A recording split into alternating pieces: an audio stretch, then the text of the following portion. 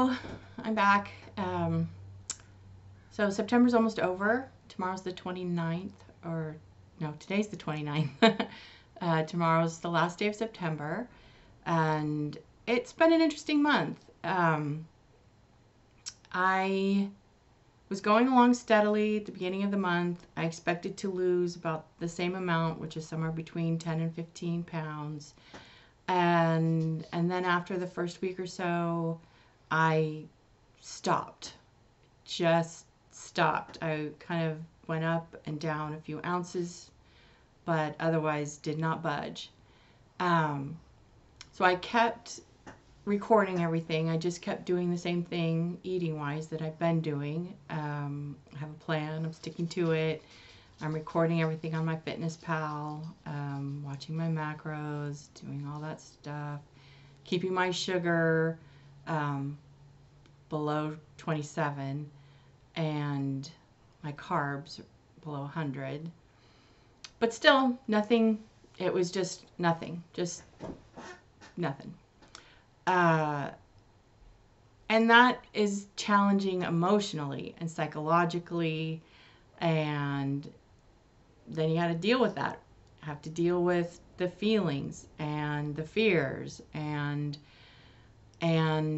the internal blame and self abuse, and try to be aware of it. Don't ignore it. Don't roll with it, I guess, but be aware of it, because I've decided that when I'm not aware of those things, they are almost absolute control. And then I'm doing things mindlessly and thoughtlessly, and to feed something that is not going to be fed with food. So I just had to observe the feelings and see what I could do, and just see if I could keep doing what I've been doing, and trust that there's physiology involved, there's physics involved. You can't take in this many calories and expend that many calories and not burn fat or not lose weight or gain weight. And I was just thinking, well, it's a plateau. I'll get through it. It'll end eventually. And then I shot up almost 7 pounds in 3 days. So I weigh myself once a day. That's it, because I have in the past become kind of scale obsessive, and that's not helpful. Doesn't help me at all, because then I just get into obsessive thinking, and obsessive behavior goes along with the obsessive scale stuff. But it was rough when I'd get up in the morning and I got on the scale, and the day before I had like 1,200 and something calories, and in the morning I was over 2 pounds heavier. And then the next day I was heavier, and the next day I was heavier, and over about 5 days I gained almost 7 pounds. And I was thinking, this is fluid. It just physiologically, it does not make sense. I am not gaining fat. I'm not gaining weight. Something is going on. I didn't feel any other things going on. I didn't feel crampy. I didn't feel anything like that. And then in the middle of the night, I woke up with cramps. And I was thinking about the balloon. I'm like, was I laying in the wrong position? Because that can mess me up really badly, more than what I put in my stomach. Being in the wrong position for too long can really, really cause a problem. But I changed position and I went back to sleep. And then in the morning, I had started my period. And I'm not exactly sure what the line between perimenopausal and menopausal is, but I'm in there somewhere. I'm definitely perimenopausal. I don't know when you cross into menopause, but my period's really erratic, and this is September, and I think the last one was March or April. It was a while ago. Just didn't cross my mind. Um, so, but now I'm starting the third week of September, and I was up 7 pounds. Um, but then once it started, the weight started to come back down, and now at the end of the month, I have a net loss of 4 pounds. Um, and I think the success, I'm not, I'm really, I think it was a way for me to prove to myself that I'm not as obsessive about it as I used to be. I'm not, my mood does not rise and fall based on the scale, at least not to a degree that it influences my behavior. I certainly was bummed, and I'm not even going to try and lie about that, when you are being so regimented, and I I have feelings about the regimentation, um, because that's not sustainable through an entire lifetime. And I'm also, just a little aside, this puts me now around 8 pounds shy of 100 pound loss. So I've lost, I think, 92 pounds, and that's around, like, that's, I don't know. It's the highest number that I saw on a scale is what I go with, and I very well may have hit 100 pounds a while ago. I don't know. Um, and over this long period of losing weight, these are issues that I've recognized as things that are challenging, that get in the way of success, and it has way more to do with my mind than my food. And I know people hear that a lot and I think a lot of people don't want to deal with that aspect, maybe. But I have not been able to be successful and avoid trying to figure out what drives some of the compulsive behaviors that I used to have. I used to be a compulsive eater, rarely a binge eater, but not never. I think what I was that got me really huge was a Mountain Dew addict, and I didn't know how to cook, so I drank maybe 12 or more Mountain Dews a day, and I ate all processed food because I didn't know how to cook. Stopping soda, period. All soda except for I do drink LaCroix and bubbly, but nothing with sugar and no artificial sweeteners either. And learning how to cook. Those, I think, are two of the biggest things I changed to help me get to where I am now, and will help me continue on. And also dealing with feelings, learning how to deal with feelings and emotions, and finding different coping skills, learning about myself and about how I behave, and wanting to change that. So anyway, that's a little tangent. So I have a net loss of 4 pounds right now for September, and I'm happy about that, because I never went off the deep end. I got a little bummed because I was doing what I'm supposed to do, and I was not only not losing weight, but then starting to gain weight.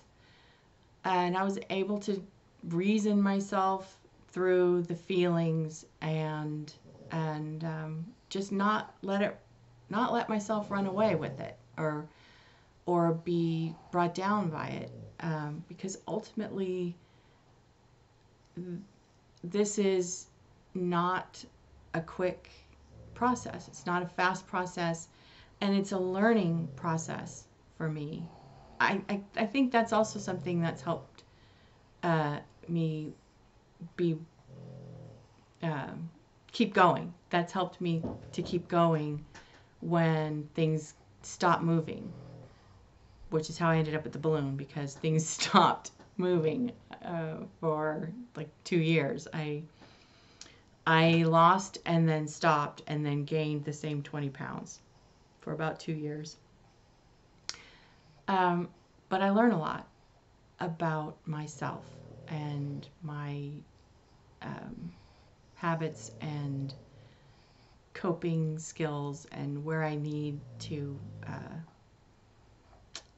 maybe learn healthier ways or better ways for me, which then goes into the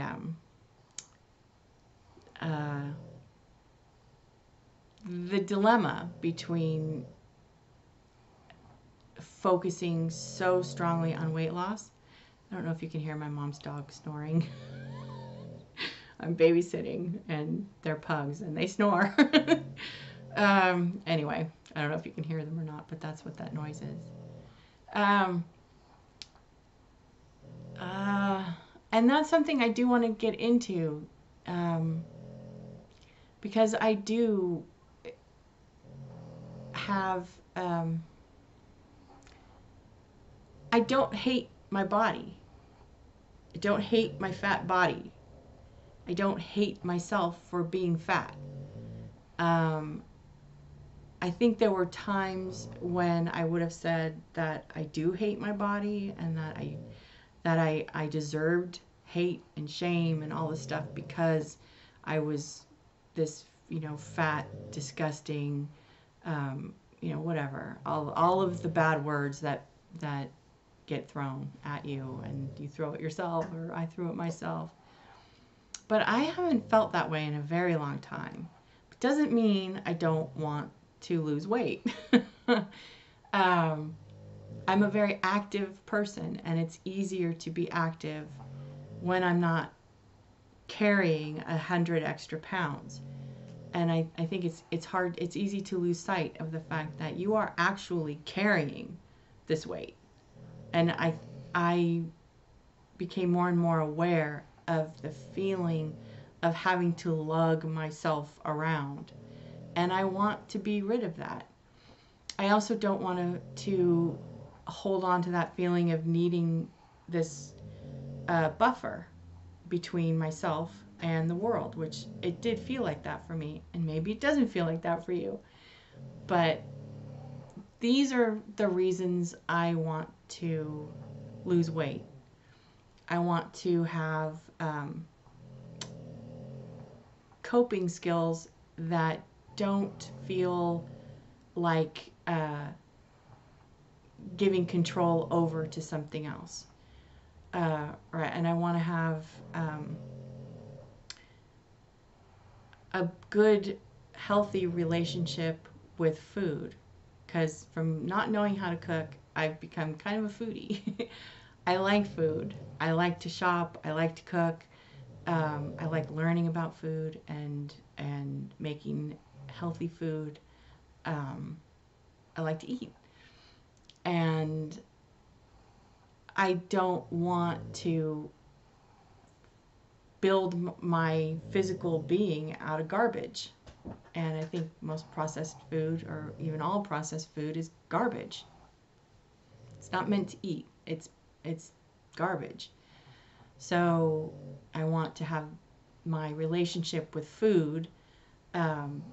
It's changed so much, and I'm very aware now of the food I take in being the stuff that builds my body and my brain and my blood, and everything that I am physically comes from what I put in my body. So the idea that I'm going to do that, I'm going to create something out of, Big Macs and Doritos, it's just not those two things don't work. They don't work. And I had a knee injury, and it's hard to heal a knee injury if you're 100 pounds overweight. So these are the reasons I'm doing this, and it has nothing to do with self-loathing or hatred of my fat body or my fat self or fat people. And I worry sometimes about going to such an extreme of having this big balloon put in my stomach might project that belief that I was willing to go to this extreme because of some kind of self-loathing. I don't have that. And the self-loathing actually came before the weight. I had the self-loathing. I got fat. It wasn't the other way around. I lost the self-loathing, and I lost almost 100 pounds. So anyway, I just wanted to get that off my chest because it's been bugging me. And maybe since I've said it, I will be a little bit more regular with these videos. I don't know.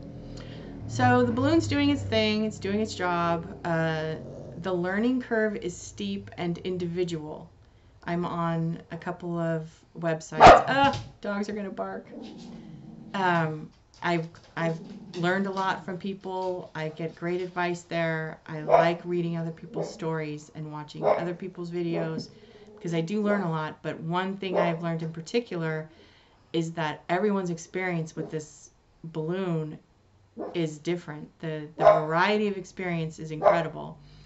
So you can get ideas of what to expect, but no one can really tell you what it's going to be like for you. You have to, if you do it, you're going to learn how to do it your way and what works for you and what doesn't work for you. And that's the best you can do. I think that's the best anyone can do. Take in as much information as you can, and then if you decide to do it, learn how to do it your way and how it works for you. Some people can eat salad, some people can't. Some people, they throw it up. I cannot, and I've given up trying now. I can't eat rice. It's too sticky. I don't know. I don't know what it is. Maybe it's because it was the first thing I threw up. I don't know. But no. I've tried 4 times, and every time an hour later, it's a disaster. But anyway, I guess that's about it. I rambled enough, and someday I will learn how to edit, but I just don't seem to be able to devote the time. I don't know. I'm busy. So that's it. So maybe October, maybe I'll have a period, maybe I won't. Only my body knows. And maybe I'll lose 4 pounds, maybe I'll lose 15. There's so many different things that factor in, and turns out hormones are a big deal. And I'm hoping, I will say this, because I also have PCOS, that menopause, this is just something it fits together for me, but I don't know if it's actually the case medically. But I'm thinking, if I stop having a period, the symptoms of the PCOS will lessen greatly, and it will become easier to lose weight.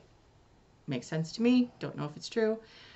But I have noticed that since my period has slowed down, I used to get a lot of facial hair, and now I get little bits. But that has certainly changed. The amount of the unwanted hair in unwanted places has changed a lot, which is good because it's expensive keeping up with that shit. Okay, so that's really it.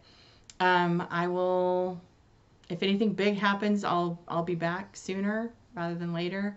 But when I feel like I have something to say, I'll come back. And if you decide this is something you want to do, I wish you all the luck in the world. And if there's any question you want to ask directly, please go ahead. I'll do my best to answer. And that's it for now. Bye.